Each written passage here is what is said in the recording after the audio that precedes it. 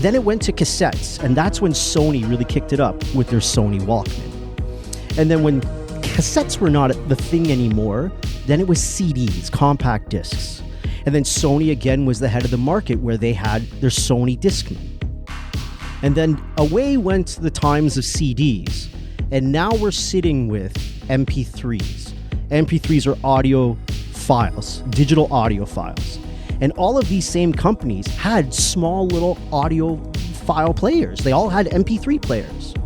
And then Apple walks in, a computer company, and steals the marketplace. And that should blow you away. It blows me away every time.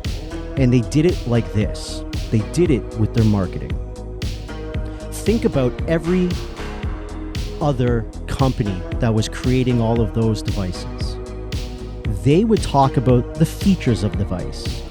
This one's got clear sound. Look how many megabytes of music this one holds. This one has bass boost. This one's small. It fits in your pocket.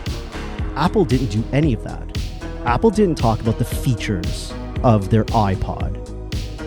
Apple did this. They marketed an experience. If you remember the original iPod commercials back from the early 2000s, probably started about 2002, 2003, they were a silhouette, a black silhouette against various color backgrounds, yellow background, purple background, pink background. And they had people that were dancing to music, and they always had popular music of that era as the background music, as the thing that the silhouette was dancing to. And they had the very recognizable white earbuds and that white iPod, because back when they first started, they were all white. That was their commercial, a silhouette dancing to the popular music. And they stole the marketplace. Because what did they do there? They didn't talk about their features. They didn't talk about their products. They said this through a silhouette dancing.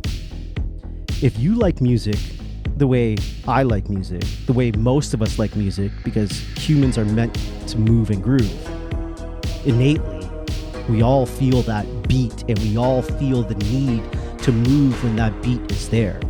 And maybe you're too shy to do it amongst other people.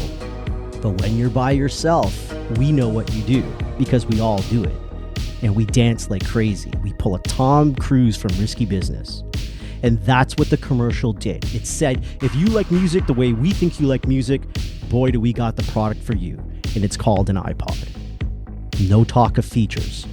Now I want you to think about how most therapy businesses market themselves. You talk about features.